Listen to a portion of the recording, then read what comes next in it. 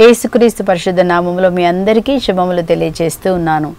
నా కృప నీకు చాలును, నీ బలహీనతలో నా బలమునిస్తానని చెప్పినటువంటి వాగ్దానం ఈరోజు ఏ బలహీనత ఉందో ఆ బలహీనతలో ఈరోజు దేవుని శక్తి దిగి వచ్చినగాక. ఆమెన్.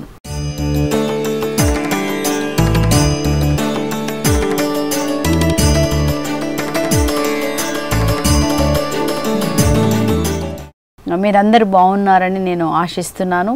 మీకోసం ప్రార్థన చేస్తూ ఉన్నాను. ఎల్లప్పుడూ మీరు దేవుని కృపలో ఉండాలని మీకోసం ప్రార్థన చేస్తూ ఈరోజు మనము ధ్యానిస్తున్న అంశము, శోధన నుంచి నన్ను తప్పించి కీడులో పడకుండా కాపాడుము.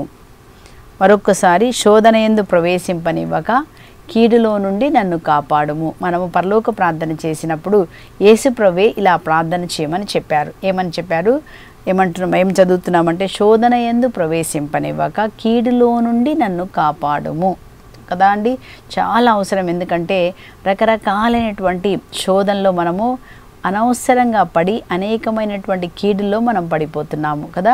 అనేకమైనటువంటి శోధనలో చిన్న చిన్న మంచిగా ఉంటాము, కానీ 5 నిమిషాల్లో ఏదో ఒకటి మాట్లాడి అనవసరంగా కొట్లాట జరుగుతుంది. ఏదో ఒకటి అనేసి వారి నుంచి మనకు అపార్థాలు వస్తూ ఉంటాయి. కాబట్టి ఇవన్నీ జరగకుండా మనం నెమ్మదిగా, శాంతిగా, సమాధానంగా జీవించడానికి మనం ముందుగా ఏం చేయాలంటే ప్రార్థన చేయాలి. ప్రభువా, శోధనలో ప్రవేశింపనీయక కీడులో నుండి నన్ను తప్పించండి కదండి. ఎక్కడి నుంచి కీడు వస్తుందో తెలియదండి. ఒక్కొక్కసారి ఎప్పుడో అన్న మాటను తీసుకొని కూడా మాట్లాడే వాళ్ళు ఉంటారండి. మనం చేసినటువంటి ప్రతి ఒక్క తప్పుల్లో అది దేవుడు, అది మనకు వ్యతిరేకంగా నిలబడి అది మనకు వ్యతిరేకంగా పనిచేస్తుంది. కాబట్టి శోధనలో పడకముందే మనం ప్రార్థన చేయాలి. ఏమని ప్రార్థన చేయాలి అంటే, శోధనలో పడనీయక కీడులో నుండి నన్ను కాపాడండి. అప్పుడు మనకి ఏ ఆపద కానీ, ఏ బంధకాలు కానీ ఏవి కూడా లేకుండా మనం సమాధానంగా జీవించవచ్చు. ఈరోజు మనం పరిశుద్ధ గ్రంథంలో నుంచి దేవుడు ఏ విధంగా మనల్ని మనం ప్రార్థన చేసినప్పుడు శోధనలో పడకుండా దేవుడు ఎలా మనల్ని కాపాడతారు. ముందుగా మనం సామెతల గ్రంథం 3వ అధ్యాయం 26వ వచనంలో ఈ విధంగా చదువుతున్నాము. నిన్ను కాపాడువాడు ప్రభువే, అతడేం చేస్తాడు? నిన్ను ఏ బంధకములోనూ చిక్కుకొననివ్వడు. చూసారండి, ఎప్పుడైతే మనం ప్రార్థన చేస్తామో నిన్ను కాపాడువాడు ప్రభు కనుక ఆయన ఏం చేస్తారంటే నువ్వు ఏ బంధకములో చిక్కుకోకుండా నిన్ను కాపాడుతాడు. ఎవరితో కొట్లాట రాకుండా కాపాడుతారు. ఒక చిన్న మాట కోపం వచ్చినప్పుడు మాట్లాడినప్పుడు అదేమవుతుందండి, మిస్అండర్స్టాండింగ్ దారి తీసి కొట్లాటలు జరిగి మాట్లాడుకోకుండా సంవత్సరాలు సొంత పిల్లలు, భర్త కూడా అలాంటి పరిస్థితిలోకి వెళ్తాం. కానీ ఇక్కడ ఏమని రాయబడి ఉందంటే, మనం ప్రార్థన చేసినప్పుడు అంటే దేవుడు మనల్ని శోధన నుంచి తప్పించి కీడులో పడకుండా కాపాడతారు. సామెతలు 3:26లో ఏం చదువుతున్నామంటే, నేను రక్షించేవాడు ప్రభువే, ఆయన నీవు చిక్కుపడకుండా నిన్ను కాపాడుతారు. నువ్వు ఏ బంధకములో చిక్కుకోకుండా నిన్ను కాపాడుతారు. అది మన దేవుడు మనం ప్రార్థన చేసినప్పుడు ఏ విధంగా మనము పాపం చేయకుండా ఆయన అడ్డుకుంటారన్నది ఈరోజు మనం చూస్తున్నామండి. ముందుగా మనము బైబిల్ నుంచి కొన్ని సంఘటనలు మనం చూద్దాం. ఎక్కడెక్కడ దేవుడు శోధనలో పడకుండా, మరి ప్రార్థన వల్ల శోధనలో పడకుండా దేవుడు ఏ విధంగా కాపాడారన్నది మనం చూద్దామండి. మనం ప్రార్థన చేసి మర్చిపోతాం, కానీ దేవుడు మన వెనక ఉండి మన శోధనలో చిక్కుకోకుండా మన చేతులకి ఏ పాపం అంటకుండా కాపాడతారు. సో మొదటి సంఘటన మనం ఆదికాండం 20వ అధ్యాయంలో 1 నుంచి మనము చదువుదామండి. అక్కడ 1 నుంచి 18 వరకు ఒక సంఘటన రాయబడి ఉంది. అక్కడ ఏం చూస్తున్నామంటే మనము అబ్రహాముని చూస్తున్నాము. అబ్రహాం ఏం చేస్తారంటే, దేవుడు చెప్పినట్టుగా ఆయన కానా దేశానికి వెళ్తూ అక్కడక్కడ ఆగుతూ ఉంటారు. నేను చూపించిన దేశానికి వెళ్ళమని చెప్పారు కదా, వెళ్తూ ఒక ప్లేస్లో ఆగుతాడనమాట. ఆ ప్లేస్ పేరు గెరారు అనే ప్లేస్లో. ఆ గెరారు యొక్క రాజు పేరు ఏం పేరంటే అబిమెలెకు. ఎప్పుడైతే ఆ గెరారుకు వెళ్ళినప్పుడు అబ్రహాం ఏమంటాడంటే, సారా ఆమె భార్య కదా, సారా అబ్రహాం భార్య. సారా చాలా అందగత్తె కాబట్టి ఆయన అంటాడు, ఈమె అందగత్తె కదా, ఈమెను చూసి ఈమె కొరకు నాకు ఎవరైనా హాని చేస్తారేమో అని చెప్తాడు. నువ్వు నా చెల్లెలని చెప్పు అని చెప్పి అక్కడ చెప్పినట్టుగా మనం చూస్తున్నామండి. అందుకోసమని అప్పుడు రాజు ఏం చేస్తున్నాడు, అక్కడ మనం చదువుతున్నాం 2వ వచనంలో ఏం చదువుతున్నామంటే, గెరారు రాజైన అబిమెలెకు ఏం చేస్తున్నాడు, సారాను తెప్పించి తన అంతఃపురములో చేర్చుకొనెను. అప్పుడు దేవుడు ఏ విధంగా మాట్లాడుతున్నారో మనం చూద్దాం 3వ వచనంలో. కానీ దేవుడు రాత్రి అబీమెలెకుకు కలలో కనపడి, నీవు దగ్గరకు చేర్చిన ఈ స్త్రీ కారణంగా నీవు చచ్చుతావు, ఆమె వివాహిత, ఆమె వివాహం చేసుకుంది, ఆమెకు వివాహం అయింది, ఆమెను ముట్టుకుంటే నువ్వు చనిపోతావు అని చెప్పినప్పుడు అబీమెలెకు రాజు ఏమంటున్నాడో చూడండి అని అంటున్నాడు, కానీ నేను ఆమె చెంతకు పోలేదు ప్రభువా, కనుక అతడు దేవునితో ప్రార్థించి అంటున్నాడు, ప్రభువా నిర్దోషులకు జనులను నాశనం చేస్తావా?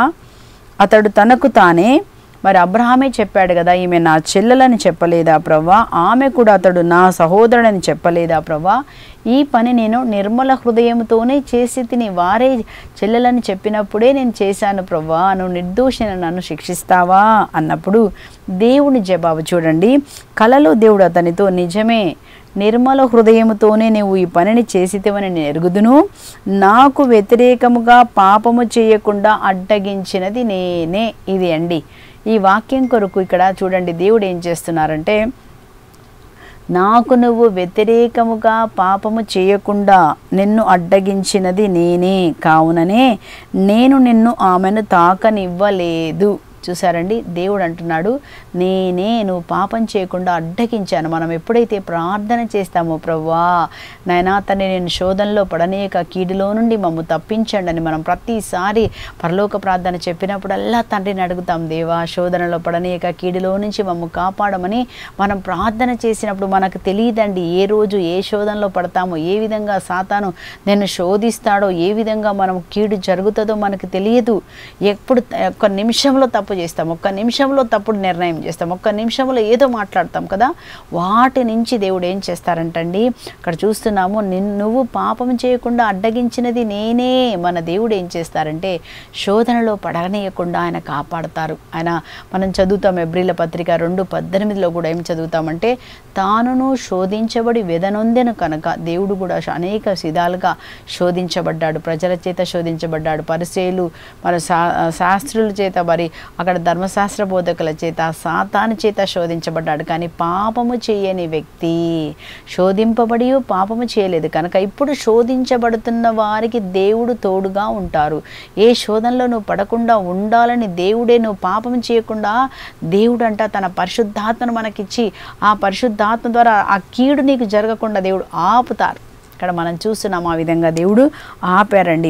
ఇంకేమంటున్నాడు చూడండి దేవుడు, నువ్వు వెంటనే అతని భార్యను అతనికి అప్పగించుము, అతడు ప్రవక్త, అతడు నీ కొరకు ప్రార్థన చేస్తాడు. సత్యం చెప్తున్నాడు, అతను ప్రవక్త, నీ కొరకు ప్రార్థన చేస్తాడు అన్నప్పుడు చూడండి రాజు ఎంత చక్కగా దేవుని మాటకు లొంగి, మనం కూడా దేవుని మాటకు లొంగి ఈ శోధనను చెయ్యొద్దు, ఈ తప్పును చెయ్యొద్దంటే మనం నిజంగా దేవుడు మనం ఎలా హెచ్చరిస్తారు, పరిశుద్ధాత్మ దేవుడు మనలో ఉండి అంతరాత్మ ద్వారా నీకు చెప్తూ ఉంటారు.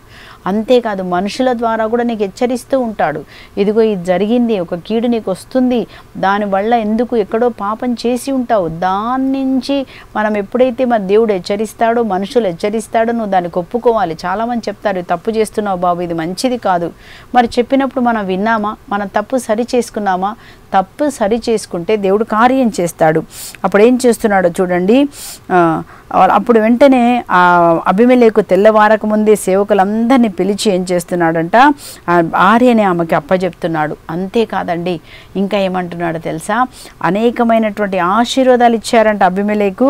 అబ్రహామును రప్పించి అతనికి గొర్రెలను, గొడ్లను, దాసి జనమును కూడా సారాతో పాటు అప్పగించారంట. అంత మంచి మనసు అబీమెలెకు కలిగి ఉన్నాడండి. చూడండి, దేవునికి లోబడి మరి ప్రవక్త నీ కొరకు ప్రార్థన చేస్తాడు, అతను నీకు దీవెనకరంగా ఉంటారు, లేకపోతే నీ కీడు జరుగుద్దంటే భయపడి ఏం చేస్తున్నాడండి, మనం చూస్తున్నాము అబీమెలెకు రాజు కదండి, మరి ఆ రాజు మనలాగా ప్రార్థన చేసే వ్యక్తి కాదేమో, అయినప్పటికీ దేవునికి భయపడి మరి ఆ విధంగా అప్పగించి మనం చూస్తున్నామండి. అనేక ఆశీర్వాదాలు ఇచ్చినట్టుగా మనం చూస్తున్నాం. అప్పుడు 17వ వచనంలో ఏం చూస్తున్నామంటే, అప్పుడు అబ్రహాము దేవుని ప్రార్థించెను, దేవుడు అబీమెలెకును అతని భార్యను దాసి కన్యలను బాగు చేసెను, వారు బిడ్డలను కనిరి.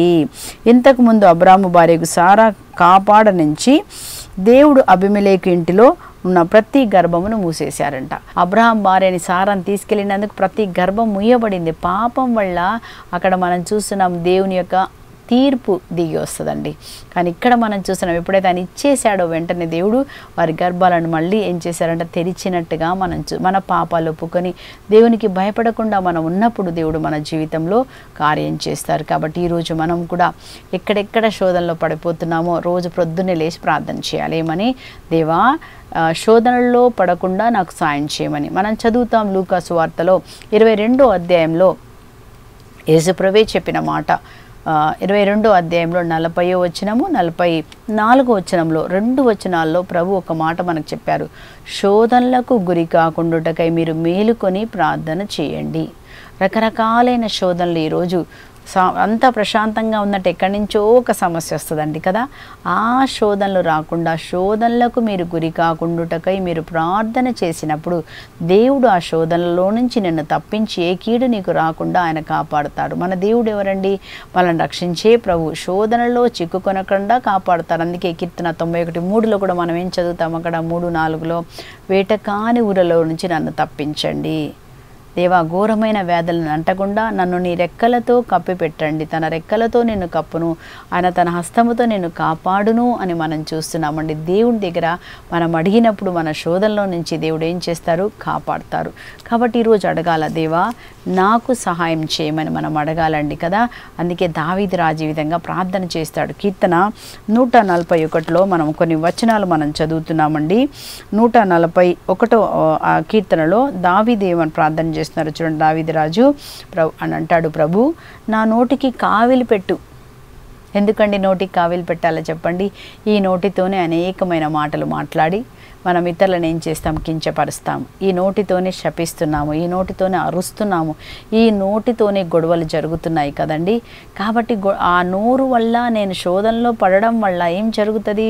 చిన్న మాట కొట్లాట తీస్తుంది. కాబట్టి ఆయన అంటున్నాడు, దేవా ఏం చేయమంటున్నాడు? నా నోటికి కావలి పెట్టండి. అంతేకాదు నా పెదవుల వాకిట గస్తీని నియమించము. నా పెదవుల వాకిట గస్తీ అంటే అర్థం ఏంటంటే ఏది కూడా చెడ్డ మాట కానీ ఏది ఇతరులకి నేను ఇతరులకి శోధనగా మారకుండా నా మాట తండ్రి ప్రభా, నా మాట కోపపు మాట ఏం చేస్తుందంటండి? ఇంకా కొట్లాటను రేపుతుందంట. అలాంటి మాట రావద్దు ప్రభా, గొనిగే మాట రావద్దు కదా. అవమానించే మాటలు, నిందించే మాటలు మీరు రాకుండా చూసుకోమని 1 పేతురు 3:9లో కూడా మనం చదువుతామండి. కాబట్టి దావీదు రాజు ఏమని ప్రార్థన చేస్తున్నాడు చూడండి. నా నోటికి తాళం వెయ్యి, నా పెదవులకి గస్తీ కావలి పెట్టుము దేవా అని అడుగుతూ ఇంకేమంటున్నాడు? నేను చెడును తలపెట్టుకుంటున్నట్లు కదా మనం ప్రార్థన చేయాలి. దేవా నేను ఎవరికి చెడు తలపెట్టద్దు, చెడు మాటలు అనొద్దు, ద్వేషంతో మాట్లాడొద్దు. ఇంకేమంటున్నాడు? దుష్టుల దుష్కార్యంలో పాల్గొనకుండానట్లు.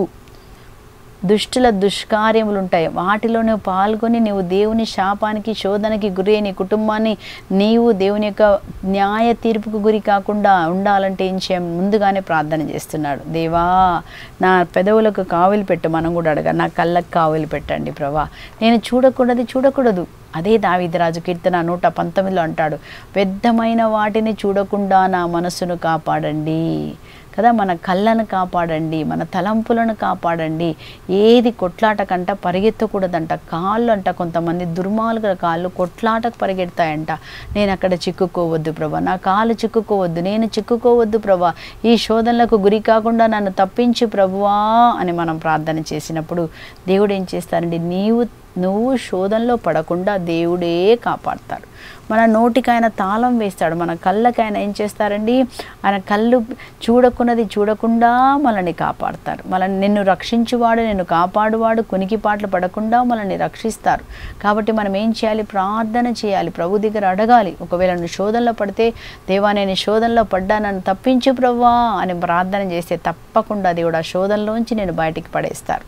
కానీ మళ్ళీ పడకుండా ఉండాలని ప్రతిరోజు మనము మన తలంపులు, మన ఆలోచనలు, మన నడక అన్నీ కూడా దేవునికి సమర్పించాలి. కుటుంబాన్ని సమర్పించాలి, పిల్లల్ని సమర్పించాలి. లేకపోతే భయంకరమైనటువంటి శోధనలు బయట మనం చూస్తున్నాం కదండి. లేనిపోని చోట చిక్కుకొని కొట్లాటలు తెచ్చుకొని సమాధానాన్ని కోల్పోతున్న ఈ సమయంలో మనం ప్రార్థన చేసినప్పుడు దేవుడు మనల్ని శోధన నుంచి తప్పిస్తారు.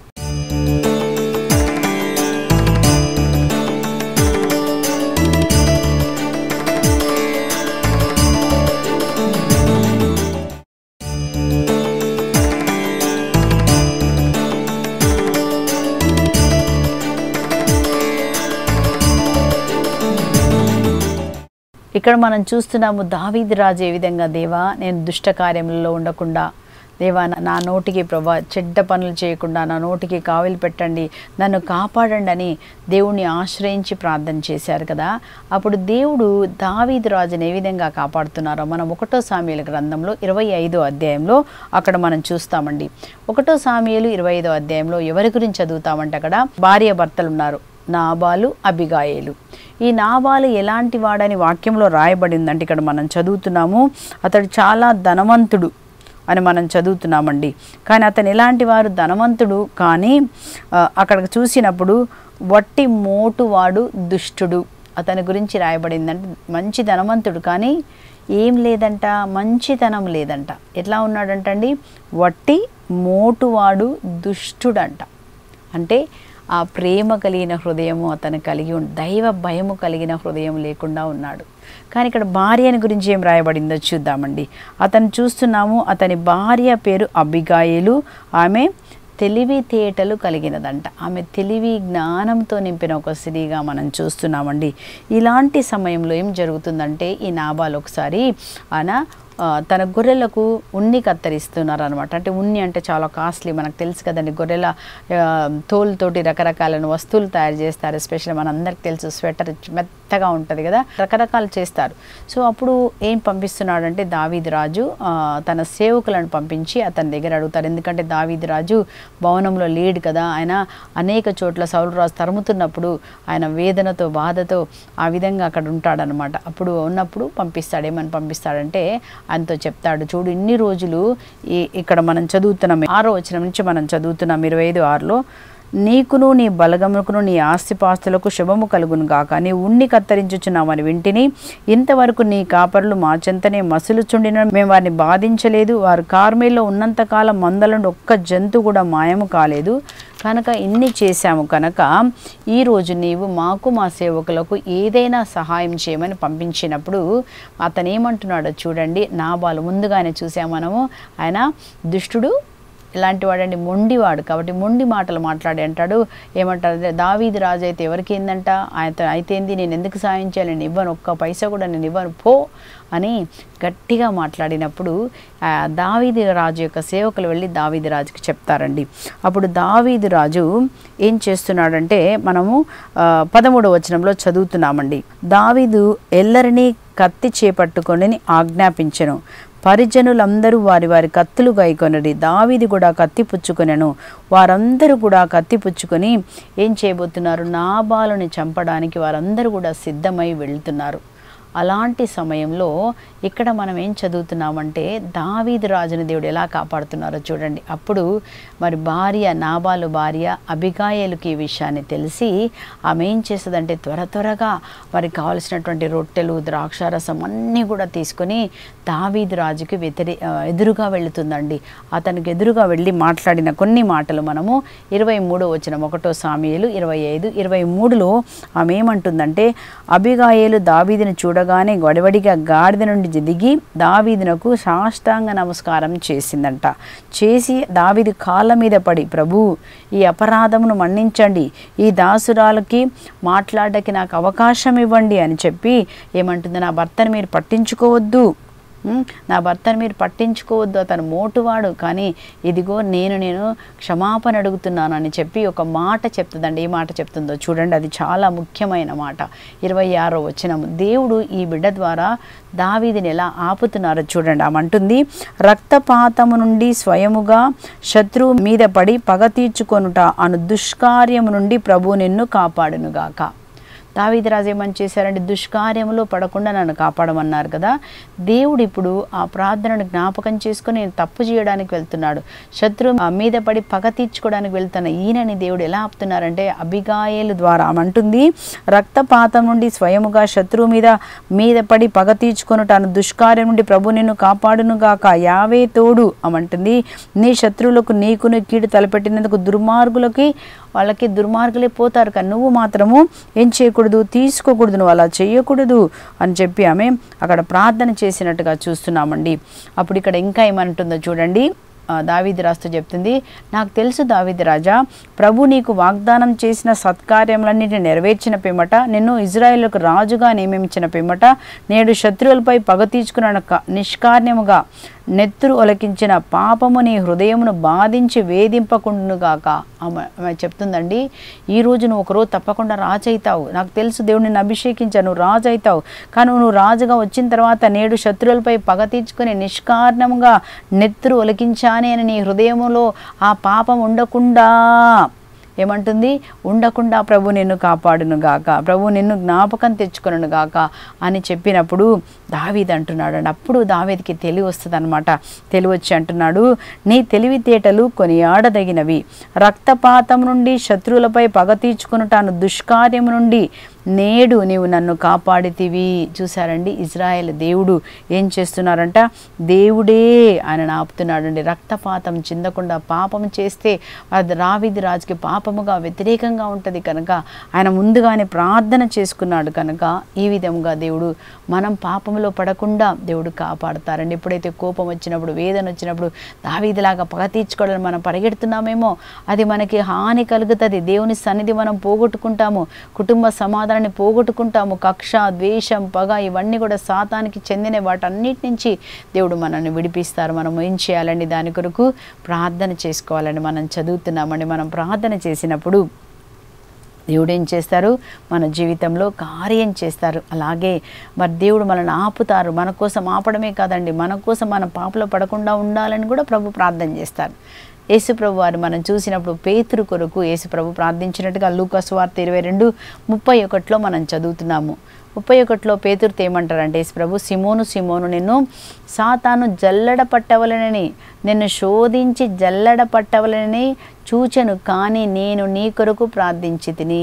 సాతానంట భయంకరంగా శోధించాలని చూశాడంట. కానీ ఇక్కడ మనం చదువుతున్నాం, యేసుప్రభు వారు అంటున్నారు, నేను నీ కొరకు ప్రార్థించి తిని కనుక నువ్వు సాతాను శోధన నుంచి తప్పించబడ్డావు. మనం సాతాను శోధనలో పడకుండా ఉండాలని యేసుప్రభు మన కొరకు పరలోకంలో తండ్రి కుడిపాక్షంగా ప్రార్థన చేస్తున్నారు. కాబట్టి మనం కూడా ఏం చేయాలండి, శోధనలకు గురి కాకుండాకై మీరు ప్రార్థన చేసుకోనండి. ఏ తప్పు నాలుక ద్వారా, కళ్ళ ద్వారా, చూపుల ద్వారా, కోపం ద్వారా, కక్ష ద్వారా, ద్వేషం ద్వారా నేను చేయకూడదయ్యా. లోకంలో డబ్బుకి ఆశపడి దుష్కార్యములు చేయకుండా నన్ను కాపాడు ప్రభా, నా కన్నులను కాపాడు, లోకం వైపు నేను చూడకూడదు ప్రభా అని మనల్ని ప్రార్థన చేసుకున్నప్పుడు దేవుడు మనల్ని శోధన నుంచి కాపాడతాడు. శోధనలో పడనీయకుండా కీడులో నుంచి నన్ను కాపాడండి. ఈరోజు మనం ప్రార్థన చేసుకుందామండి. ఈరోజు చిన్న మాట అయినా, ఒక చిన్న మాట పెద్దగా ఏమవుతుందండి, కొట్లాటకు దారి తీస్తుంది కదా. ఒక్కొక్కసారి ఒకరు మనం చేయవలసిన పనులు చేయకపోయినా, అంటే ఒకరిని చూడాలి, ఒకరితో మాట్లాడాలి, ఒక్కోసారి అవి చేయం మనం కదా. కానీ అట్లా కూడా కాకుండా ప్రభా నా యొక్క వ్యక్తిత్వాన్ని మార్చండి. ఎప్పుడు ఎలా మాట్లాడాలి, నేనేం పని చేయాలి, ఎవరికి సాయం చేయాలి, ఎవరికి నేను తోడుగా నిలబడాలి, నేను ఎవరికి ప్రేమ చూపించాలి ప్రభా నాకు సహాయం చేయమన్నప్పుడు పరిశుద్ధాత్మ దేవుడు మనలో ఉండి మనల్ని నడిపిస్తూ ఉంటారండి. ఏ శోధనలో పడకుండా కీడులో నుంచి దేవుడు మనల్ని కాపాడే దేవుడు మనకు తోడుగా ఉన్నారు కనుక మనం దేవుడి దగ్గర ప్రతిరోజు అడగాలి. ఒక్కరోజు కాదండి, ప్రతిరోజు ప్రార్థన చేయాలి. దేవా నాకు సాయం చేయమన్నప్పుడు దేవుడు ఏం చేస్తారు, మనల్ని శోధన నుంచి కాపాడతారు. నేను మీ వలె శోధించబడ్డాను కనుక ఇప్పుడు శోధనలో ఉన్న వారికి నేను సహాయం చేస్తాను. మన దేవుడు శోధన నుంచి తప్పిస్తారు.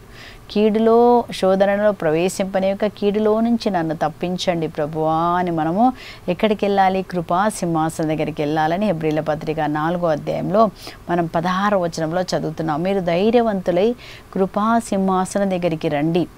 ఆ కృపాసింహాసనము దగ్గర, కృపాసింహాసనం అంటే యేసుప్రభు దగ్గర, తండ్రి దగ్గర మనం డైరెక్ట్గా వెళ్ళడానికి యేసుప్రభు మార్గాన్ని తెరిచారు. ఇప్పుడు మనం డైరెక్ట్గా తండ్రి అని పరలోకంలో ఉన్న సింహాసనం దగ్గరికి, రాజు దగ్గరికి వెళ్ళొచ్చండి. అక్కడ మనకేం దొరుకుతుంది, 2 దొరుకుతుంది. ఒకటి కృప దొరుకుతుంది. కృప దేనికి అవసరం, మన బలహీనతలో కదా, నీ బలహీనతలో నా బలమును పరిపూర్ణం చేస్తానని యేసుప్రభు చెప్పారు. కృప, నాకు కృప కావాలయ్యా. ఎక్కడ మన కృప కావాలి, దేవా నేను అందరితో మంచిగా ఉండడానికి కృప కావాలి, ఎవరితో కొట్లాడకుండా ఉండడానికి కృప కావాలి, దేవా నా కుటుంబాన్ని నడపడానికి, నా భర్తతో పిల్లలతో ఎలా మాట్లాడాలి, నాకు కృప కావాలి. మన కృప ఇస్తారు. రెండవదిగా, ఒకవేళ పాపంలో పడి ఉంటే బయటికి రావడానికి మనకి దేవుని దయ కావాలి. దయ కూడా ఇస్తారు. ప్రభా నేను ఈ విధంగా పాపంలో పడ్డాను ప్రభా అని యేసుప్రభు పాదాలు పట్టుకొని తండ్రి నన్ను మన్నించు, ఈ యొక్క శోధనలోంచి నన్ను బయటపడేమైనప్పుడు దేవుడు ఏం చేస్తారు? ఆయన బయటపడే మార్గమును మనకు చూపిస్తారు.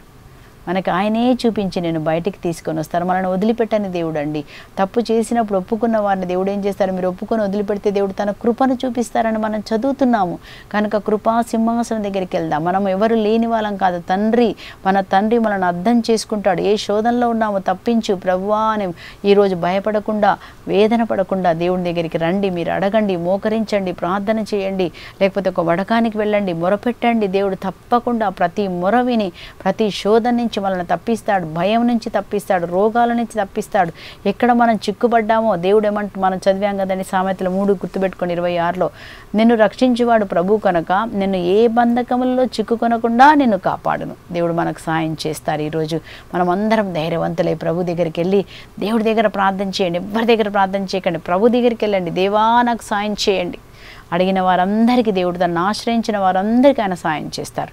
కాబట్టి దేవుడు ఈరోజు మీరు ఏ శోధన గుండా వెళ్తున్నారు, ఏ శోధనలో ఉన్నారో తప్పకుండా దేవుడు సాయం చేస్తారు. బయటపడే మార్గంను దేవుడు మనందరికీ చూపిస్తారు. మనకి బయటపడే మార్గం ముందుగానే దేవుడు అంటే సిద్ధపరిచే ఉంది. నీ కొరకు మార్గం, బయటపడే మార్గం ప్రభు సిద్ధపరిచే ఉన్నారు. నీ తోడుగా నిలబడతారు దేవుడు. ఈరోజు మనందరం ప్రార్థన చేసుకుందాం. ప్రభా శోధనలో ప్రవేశింపనివ్వక కీడులో నుంచి నన్ను తప్పించండి. ప్రార్థన చేసుకుందాం. అందరం కళ్ళు మూసుకోండి. స్తోత్రం ప్రభా, పరిశుద్ధుడైన తండ్రి, ప్రేమ స్వరూపుడైన దేవా, అయ్యా శోధనలో ప్రవేశింపక కీడులో నుంచి తప్పించండి. దేవా నాతో పాటు బిడ్డలు ఎంతమంది ప్రార్థన చేస్తున్నారు. ప్రతిరోజు ఒక పక్క ప్రార్థన చేస్తూ మళ్ళీ శోధనలో పడుతూ అయ్యా రోగంలో వెళ్ళిపోతున్నామేమో, శోధన వల్ల కొట్లాటలు జరుగుతున్నాయేమో, అశాంతి కోల్పోతున్నామో అయ్యా, మరి ఆ యొక్క శోధన వల్ల ప్రభా రకరకాలైన కీడులు జరుగుతున్నాయేమో ప్రభా తండ్రి, వీటన్నిటి నుంచి కూడా ఈరోజు తప్పించమని బ్రతిమాలి ప్రార్థన చేస్తున్నాం. ప్రతి కుటుంబాన్ని మీ రక్తంలోనైనా అయ్యా ముద్రించమని అడుగుతున్నాం. ప్రతి శోధన నుంచి మమ్మల్ని తప్పించమని అడుగుతున్నాం. ప్రతి కుటుంబాన్ని, ప్రతి బిడ్డను, ప్రతి ఆత్మను మీ చేతికి అప్పచెప్తున్నాం ప్రభా. మీరే మమ్మల్ని కాపాడండి, మాకు నీడగా ఉండండి, అగ్ని స్తంభమై మేఘ స్తంభమై మమ్మల్ని కాపాడండి. మా ఆత్మను మీ చేతికి అప్పచెప్తుండగా ఈరోజు మేము అన్ని శోధనల నుంచి తప్పించబడి శోధనలో పడిన వారికి బయటపడే మార్గం చూపించబడును గాక. యేసు నామంలో ప్రార్థిస్తున్నాం పరలోకపు తండ్రి. Amen, amen. దేవుడు మీకు తోడుగా ఉండును గాక. ప్రతి శోధన నుంచి మనకు విడుదల కలగచేయును గాక. ఆమెన్. Praise the lord.